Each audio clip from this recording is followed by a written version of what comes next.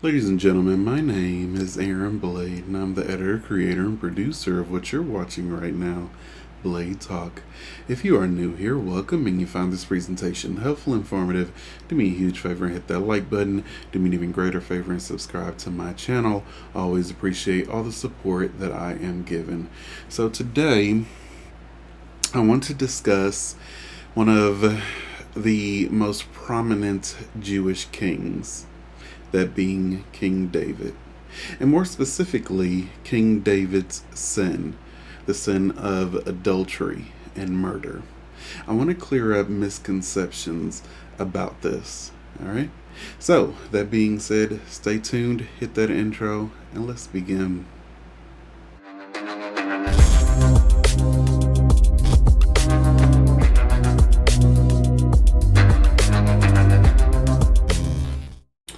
All right, I wanted to dive into the story of King David, and more specifically, King David's sin, right? The sin of adultery and murder that we have all come to essentially know about, given the Tanakh, the Hebrew scriptures. I know that the Christians have one perspective, the Muslims have another perspective, and I just wanted to clear any misconceptions and give you all the Jewish perspective, okay? So, for those that don't know the famous story of King David, I'll briefly dive into it. Okay, it happened sometime after David was proclaimed king. He was on a stroll on a rooftop and he seen a beautiful woman by the name of Bathsheba. Right? Now, King David inquired about the woman and sent for her to come to his palace. Okay, one thing leads to another, and they eventually have relations, right? The next day, she gets up and goes home. Sometime later, she sends a message back to King David and lets him know that she is with child. Okay, so she's pregnant. Now, this presents an enormous problem for King David. You see, Bathsheba is married to Uriah, right? And Uriah, her husband, is away at war. Okay? Now, of course, Uriah is going to realize that something went on while I was away battling the enemy, right? And we all know what the penalty was for adultery in that time, right? So King David has a major problem on his hands, right?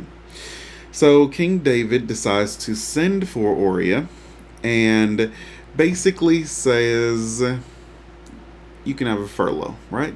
Go home, enjoy your time with your wife, right? Now, Uriah is too smart. He refuses to go home and be with his wife. Not because he suspects anything, but he tells the king that it would be inappropriate for me to go home while my countrymen are out on the front lines. And my master, Joab, who was King David's general at the time, is on the front lines as well. So King David tells Uriah, don't worry about them, okay? You just go home and enjoy yourself. Now, King David tries to entice him with gifts, tries to plead with Uriah to go home and spend time with his wife, right? None of these attempts seem to work. So, King David thinks to himself that, what can I do? He eventually comes up with a plan that could solve everything. So he sends Uriah back to the front lines with a message for his top general, Joab. And in the message, he tells Joab that put Uriah on the front lines, okay? And when you are attacking, tell everybody else to pull back so Uriah gets killed. The general Joab obeys, and Uriah is killed. Bathsheba mourns, and A week later, King David marries Bathsheba. Okay? Now, shortly after this, God sends the prophet Nathan to King David, and Nathan decides to tell King David a story, a parable. Okay? And in this parable, there are two farmers. One farmer is very wealthy, okay? Has many, many livestock. And his neighbor is poor. Only has one sheep. One sheep. One day, the wealthy farmer is prepping for visitors to come to dine with him, right? And so the wealthy farmer decides that he doesn't want to take any of his livestock. So instead, he goes and steals the one sheep that the poor farmer has next door. Now, King David gets angry at the story, at the parable, and basically tells Nathan that how cruel is this wealthy farmer? He has so much livestock, and yet he decides to take from a poor man who only has one. He should be put to death. And so Nathan looks at the king and states, "That's you. God is angry at you. He is giving you so much, and yet you decide to take the one wife of a loyal soldier who was out there fighting your battles." Right? And King David responds and says, "Hatasfi," which means "I have sinned." He starts the process of repentance. As a matter of fact, Psalms chapter 51 states that his sin will be before him for the rest of his days. God essentially punishes King David. The child that Bathsheba is pregnant with ends up falling ill, loses its life. King David mourns, and essentially that is the end of the story. Right? So here's a man whose psalms are comprised 3/4 of our prayers, daily and high holy days. 3/4 of those prayers are from the book of Psalms. Right? All future prophets urge future kings to live up to the standard of King David. So the story raises many questions that are beyond the scope of my understanding, right? But a couple points need to be addressed in order to bring clarity to the story. Okay? According to the Talmud, the reason King David sought to marry Bathsheba and was willing to go to great lengths to do so was because he saw divine inspiration that he was destined to marry her, and that from her would be the next king of Israel. Right?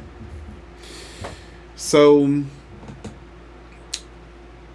it's important to know that the Gemara states, whoever says that David sinned is making a mistake. Now, how could that be, one may ask? Adultery and murder is right there on the table. I mean, what lawyer are you going to hire to get him out of this one, right? But the Gemara states that in those days, whoever went to war because of the chaos, right, it's easy for a soldier to essentially get lost in battle. And what that would do is cripple the wife. The wife wouldn't know whether she should move on or wait. So it gives wives a bit of uncertainty, right?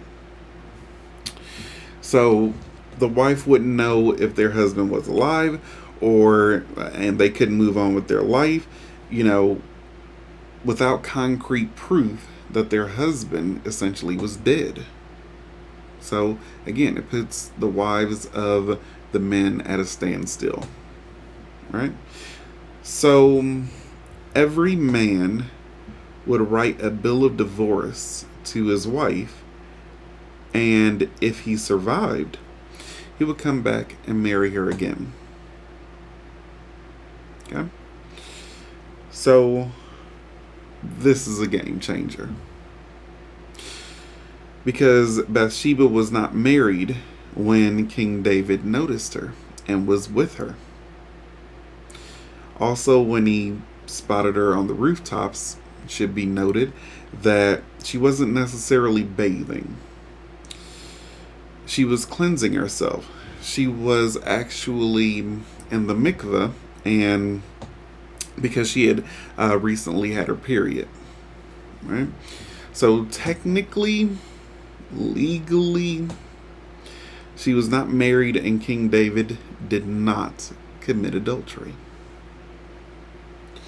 But King David still committed murder, right? Not exactly. According to the rules of the time, Uriah was guilty and liable for the death penalty because he disrespected the king multiple times during their exchange. For example, he refused to obey a direct order from King David. King David stated, "Go home, be with your wife." That's an order. And Uriah refused. He also stated that Yoav was his master. Right? Now, to call anyone your master in the presence of the king was considered a treasonous offense at that time. So, essentially, King David sent him to his death. So, it wasn't technically adultery, and it wasn't even technically murder. So Nathan comes to King David and states that you may not have sinned from a legal perspective, but from a moral perspective, God doesn't like what you did. Right? So this is where the Kabbalah comes into play, Jewish mysticism, right? It states that from the beginning of time, King David's mate was Bathsheba, the same way that Eve was destined to be with Adam. Right? She married Uriah, but only for a period of time. King David's sin was that he didn't wait and let things take its natural course. Perhaps until Uriah passed away. Right? So, essentially, King David jumped the gun. Right? As a matter of fact, there is a passage in the Gemara where King David is having a conversation with God. And, in the beginning of the Shimon Yisrael, It states Elokei Avraham, Elokei Yitzhak, Elokei Yaakov, meaning the God of Abraham, the God of Isaac and Jacob, right?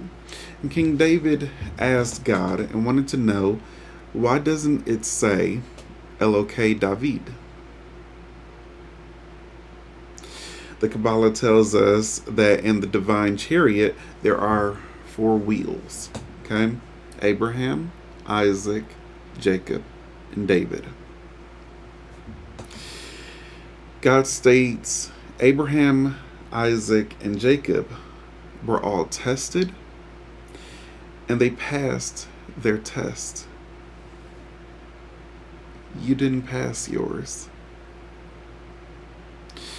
So King David asked God to test him, right? This is before the whole Bathsheba incident. Asked God to test him. And God says, really? Okay. So King David goes up on the rooftop and spots Bathsheba, and he fails the test. But he asked for it, right?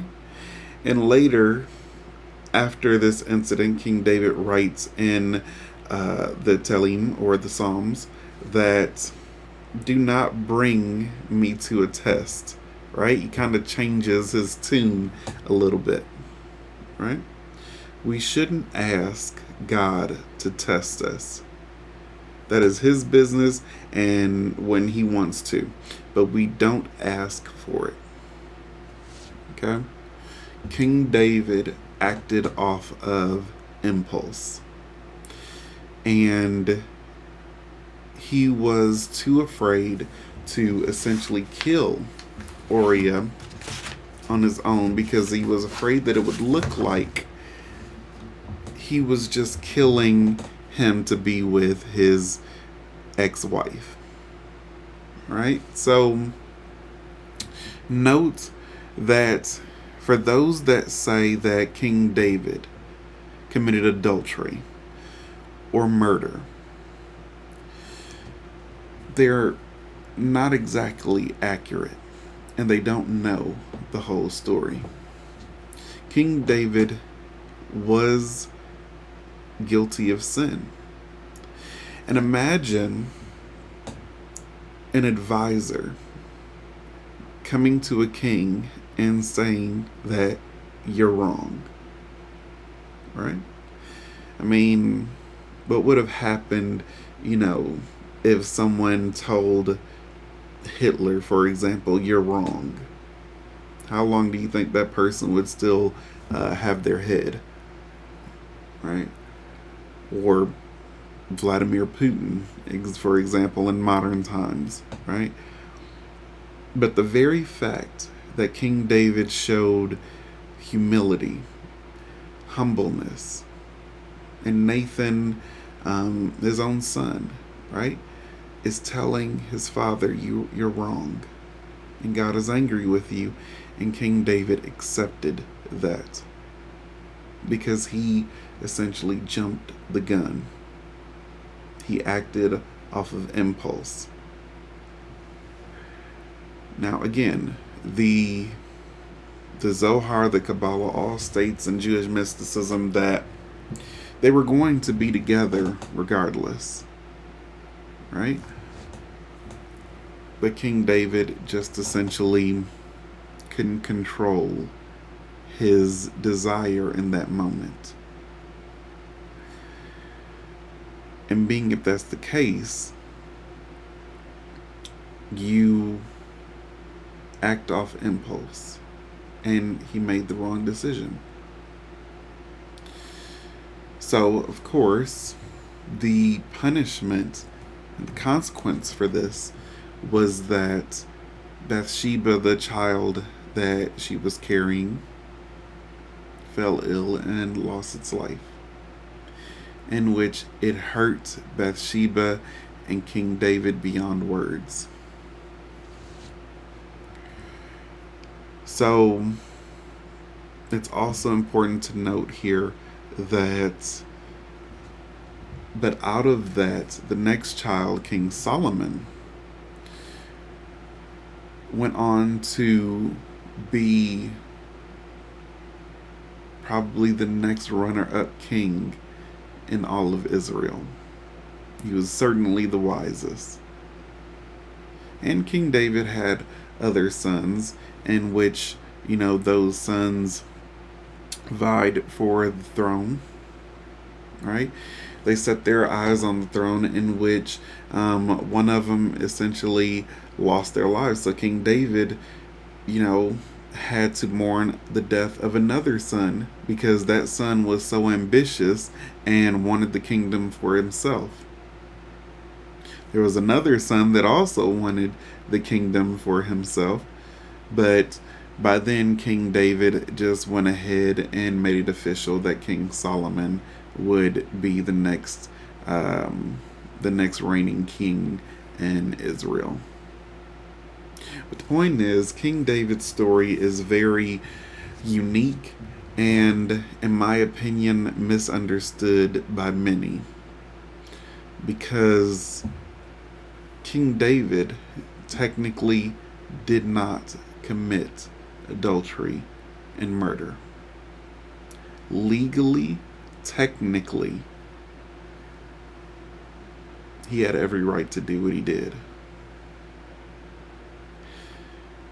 But again, because he wouldn't let things take place naturally, he had divine inspiration that showed that this woman was going to be his if he would have just stayed the course. But he didn't. He took matters in his own hands. And I think it goes to show that anytime we try to take matters into our hands instead of trusting Hashem's plan, we will always come up short. We will always fail.